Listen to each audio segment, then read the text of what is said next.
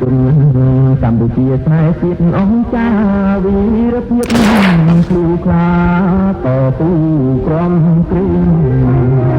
មានប្រពៃណីតាំងនៃវត្តចេញចែងយូរលងក្រៃលែងដោយអង្គគុណរី